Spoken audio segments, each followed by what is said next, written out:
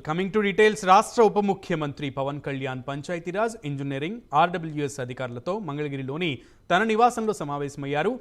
నిధుల పరిస్థితి, గతంలో వినియోగించిన తీరు, ఆ శాఖల్లో చేపట్టిన పనుల పరిస్థితిపై సమీక్ష నిర్వహిస్తున్నారు.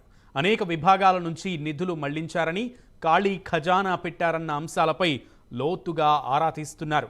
సమస్యలపై అధికారులను ప్రశ్నిస్తూ వివరాలు తెలుసుకుంటున్నారు పవన్ కళ్యాణ్.